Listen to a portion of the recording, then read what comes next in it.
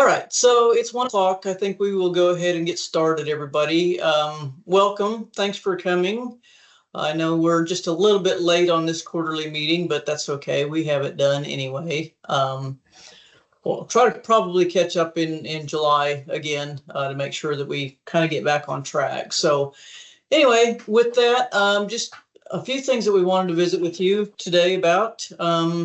Alan's going to give us just kind of an update on some general things in OSHA. And then today we also have Gina Payne with us.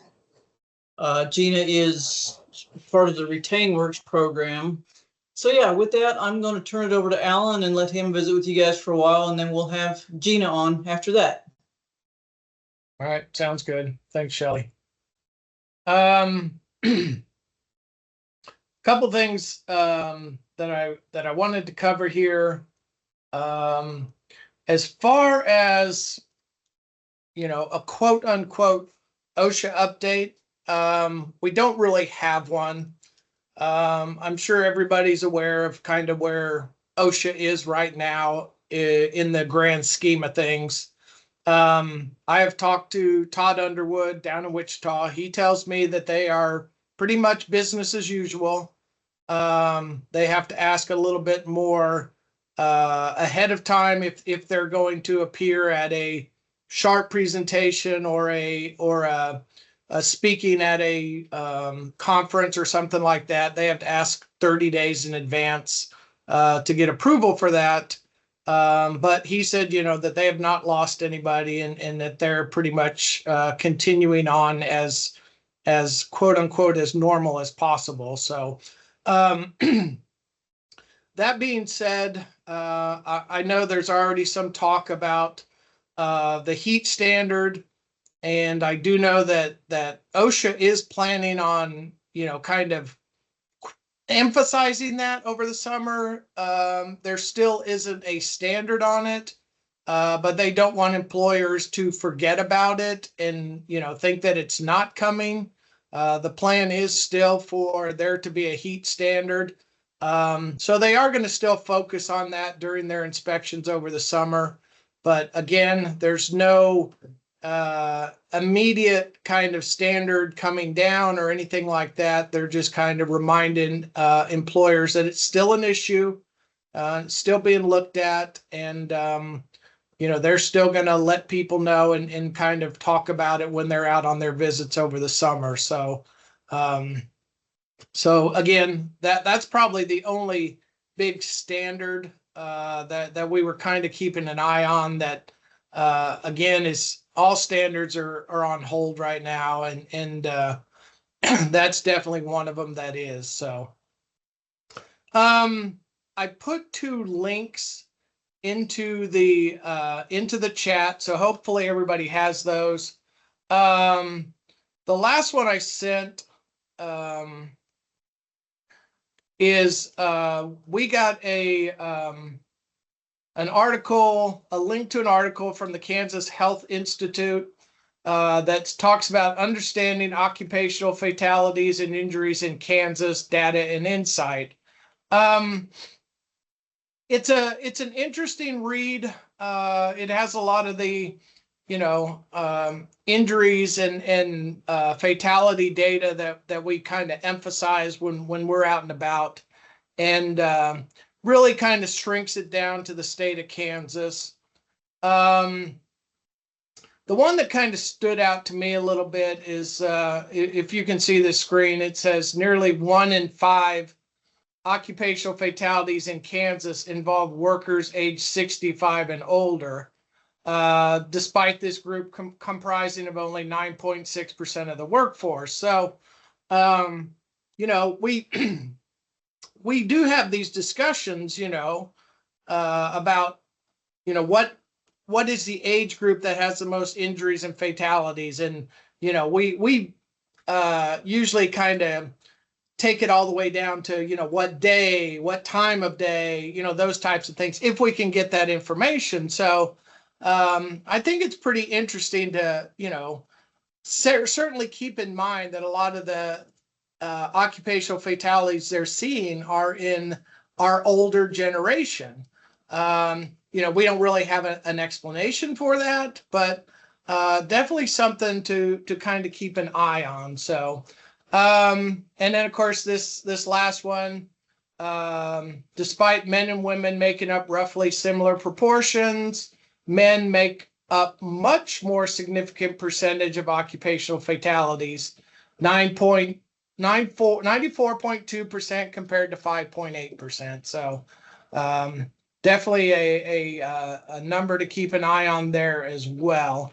And this article has some really good charts and graphs to kind of give you an idea of, you know, so some of the numbers are at. So I won't go through too many of them, but like I said, it is a good read, especially if you do a lot with the numbers. And then we got a nice little shout out here. Kansas Department of Labor provides free confidential safety and health consultations. In Kansas, 150 companies across varying industries have participated in the SHARP program.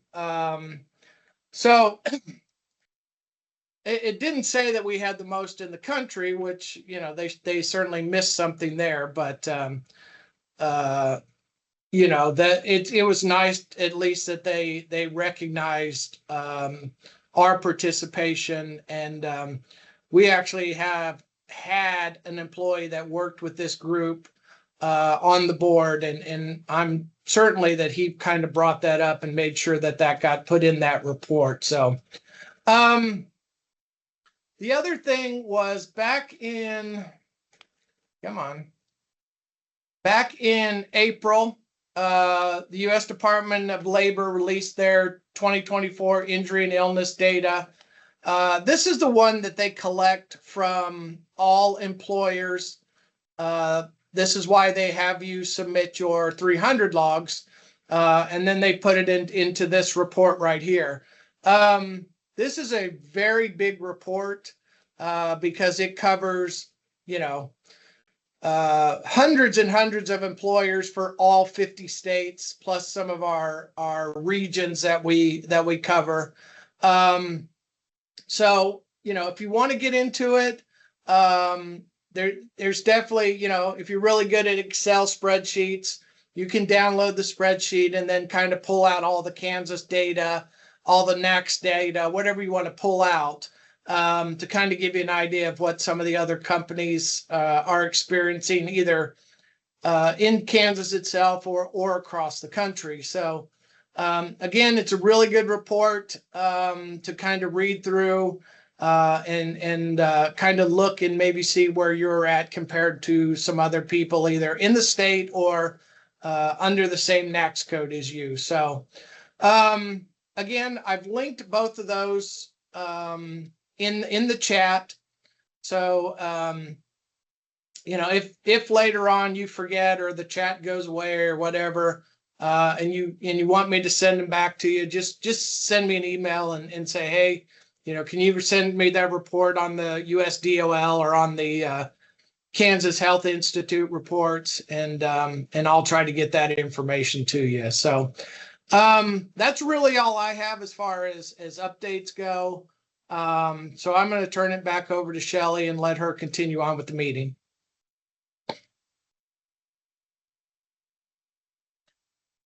And she's on mute and talking, so. Well, of course, isn't that the way it's supposed to be done? That's the way you're still sharing your screen. The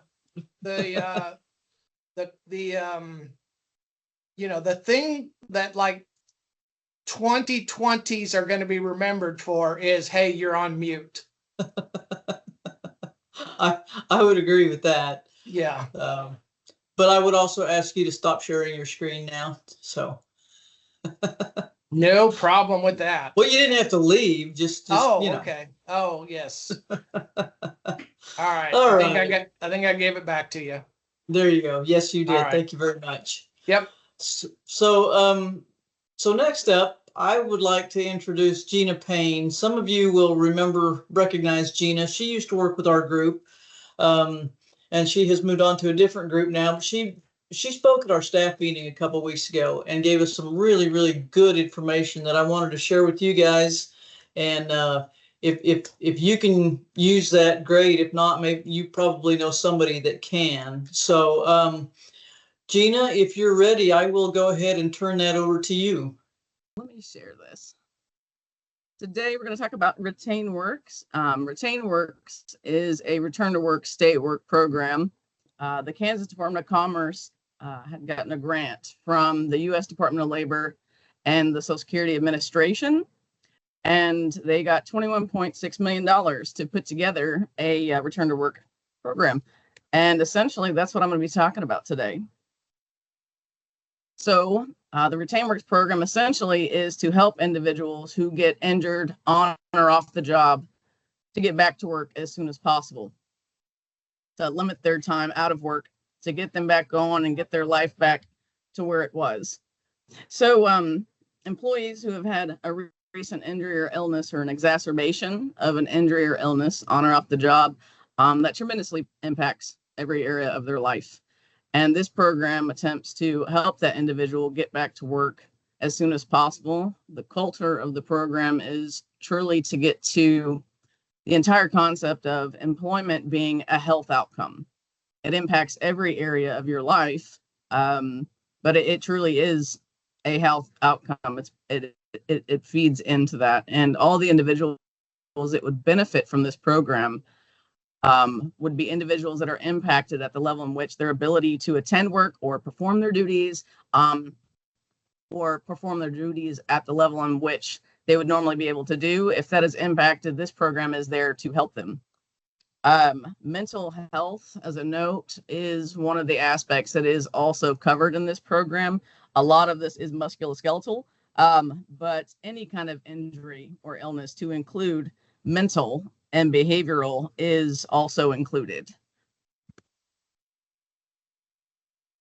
So essentially what that looks like is the entire structure of the system is a person needing this assistance, the program enrolling them into the services, and they are essentially assigned a key member from their provider's organization, their medical provider, and they are assigned a nurse navigator. Well, they also have a workforce coordinator from the different areas within Kansas, all the local workforce development boards.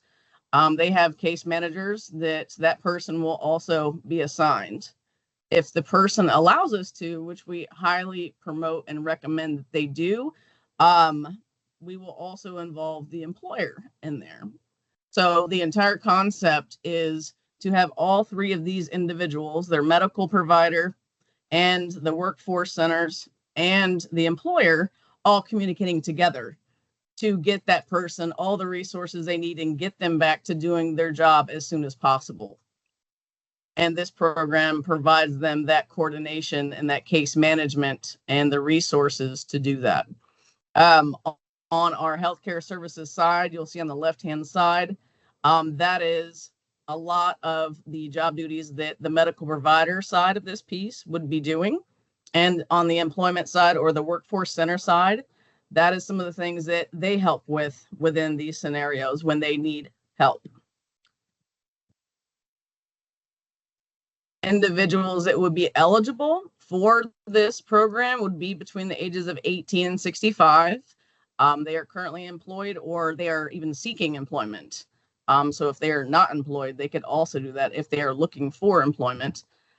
They would live or work in Kansas and have a valid Social Security number. They're authorized to work here, and they cannot have applications in for SSI as well. We'll have a short piece about workers' comp a little further in.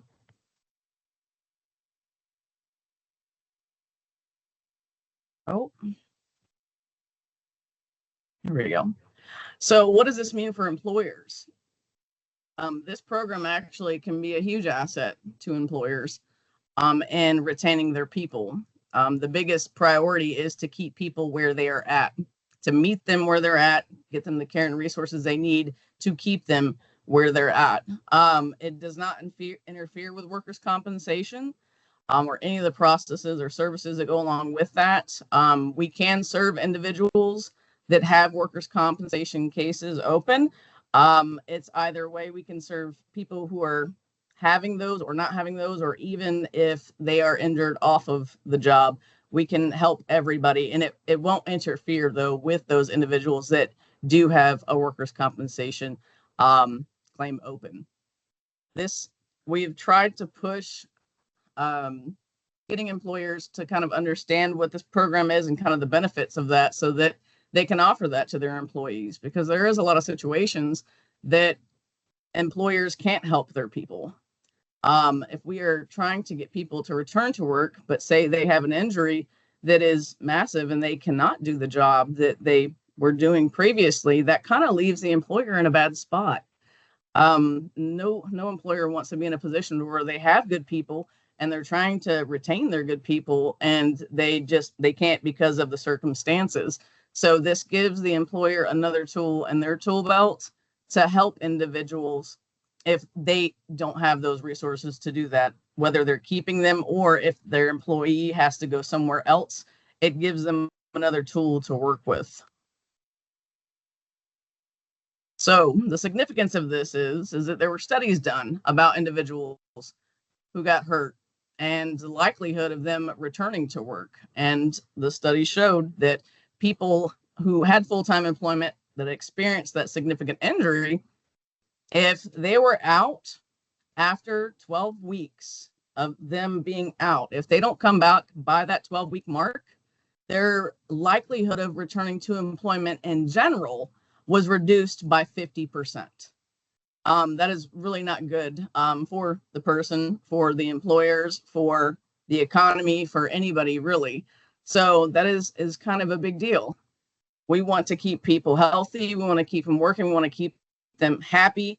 And the best way to do that is to give them those resources so they're not put in that position to be at risk of being one of those individuals.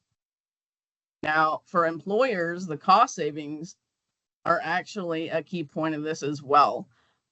Due to this program reducing the amount of time a person is out of work, that's going to reduce your DART and TRIR rates. That's going to help with workers' compensation amounts.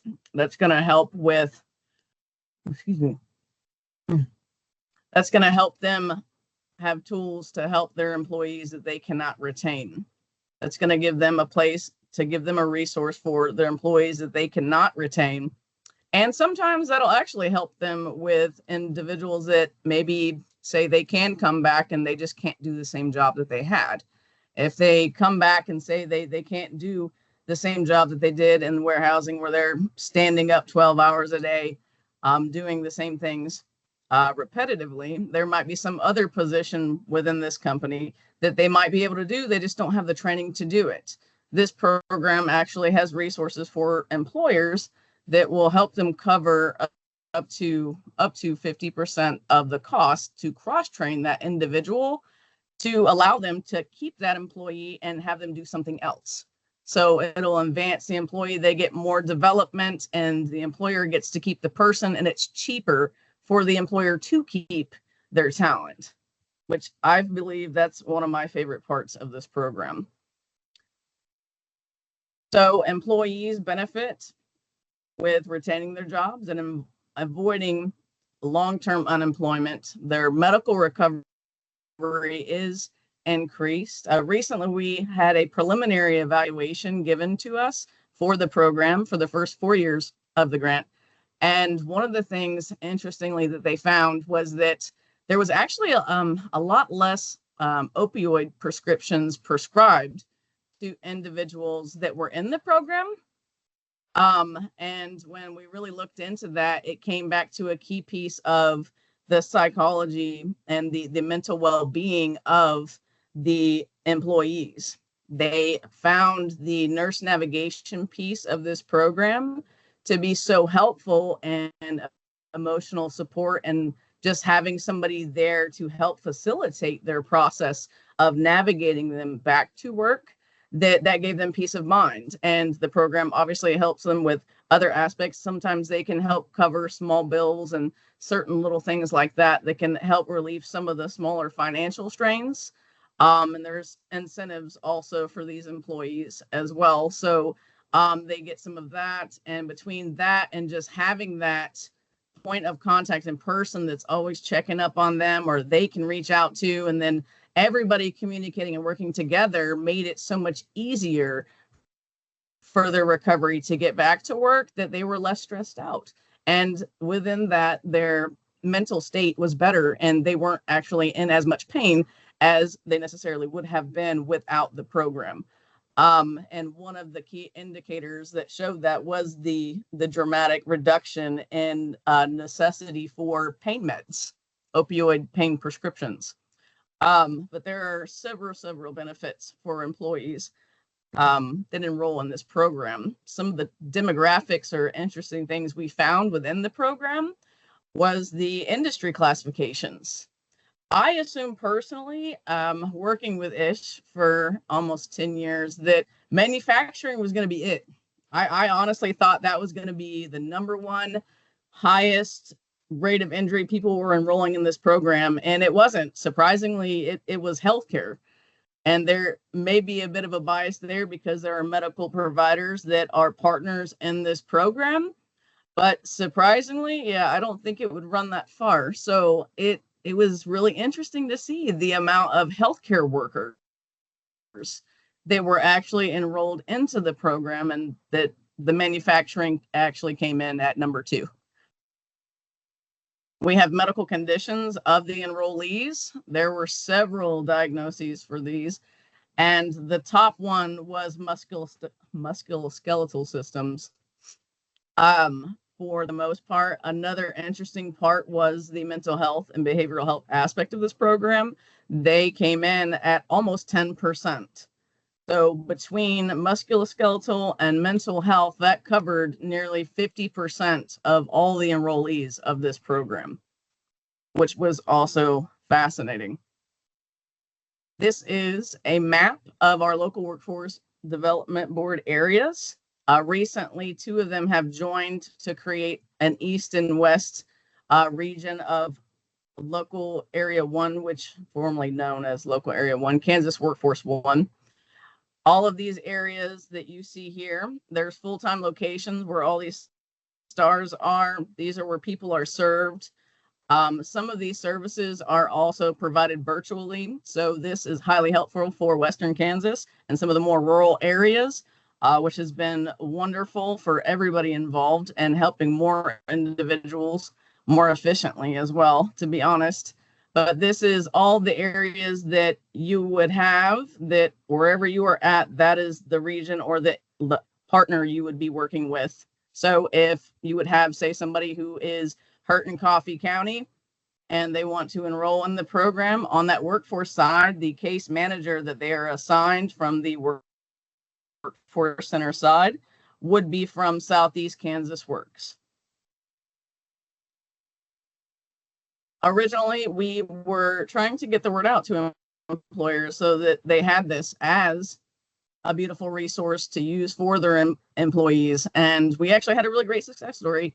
I believe a year and a half ago, we had approached Hillsborough and talked to them about possibly rolling the program into their EAP and offering it as a benefit so that when people are onboarded, it's part of the package that they are given of any of the resources they could possibly use. All their employees are now given this information, and they have that. And that was a huge success for the program. And we've had several people be enrolled from that program from Hillsborough that have been helped. And that has been really, really, really cool to see. I feel like I may be skipping over some stuff, so I'm going to leave a second because I know we only have probably 3 or 4 minutes left in this meeting. Does anybody have any questions? I think if you guys have any questions, you could go ahead and put them in the chat. And if not, or if you come up with something later, if you want to contact me, I can get any of your questions to Gina to get that answered for you. So Gina, are you finished then? Did you get everything done that you wanted to? I believe so. I believe so. If questions come up, let me know. I will put those documents that I sent to you guys via email in the chat. So if anybody wants them, and I'll let you take the floor back. That would be awesome. Thank you so much, Gina. Appreciate it very much. So yeah, when Gina spoke with us a couple of weeks ago at our staff meeting, I thought this was some really good information, and she was kind enough to agree to share that with you today. So thanks again to Gina for that. So that's about all we had today. I just want to remind everybody that the Safety and Health Conference is coming. I have a link. Let me, just in case anybody hasn't been to our website. Yeah, again, 75th Annual Safety and Health Conference in October in Manhattan. Registration is open. We opened it in the early part of April. This was something that some of the people from last year asked us to do, so we've done it, and we have a few people who have already registered. We are still taking sponsorships. We have still have a few left over, and of course taking any other sponsorships that we can. Things are gonna be a little bit different this year. If you've attended in the past, we're gonna have some music bingo, and moved our cornhole to Tuesday night instead of Monday night, hoping to again, improve participation. We're always looking to make things a little different, a little better. So hopefully we're going to do that, and got some really nice bags this year, and definitely some attendee gifts. Like I said, we're doing it a little bit up on this year because it is a special year. But I certainly I know some people on here have already given some money, and we certainly appreciate that. So again, we love having our sharp companies participate, and being a part of the Safety and Health Conference, because you are such a big part of safety in the state of Kansas. So we certainly encourage your participation and anything else you can do to help us along. So yeah, go ahead, Shelley. So yeah, just wanted to say thank you again to everybody for joining us. I would like to mention, when we first started doing this, we would send out like a questionnaire or survey to see, what you liked, what you didn't like. We didn't get very much of a response at all. So I guess what I would just ask of you guys individually is if anybody has any ideas, anything that you would like to see us cover in these meetings. We try to come up with some things that just try to keep you up to date. But if there's anything in particular that anybody would like to talk about for the next meeting, please just let me know. If you know of anybody that you might like to, have do a 10 or 15 minute presentation, that would be great as well. So, yeah, just let us know what you would like to see about this. Our intention is to continue this for as long as we can. So, with that, I think I will let everybody go. I appreciate you joining us today, and we'll see you next time. Thank you, everybody.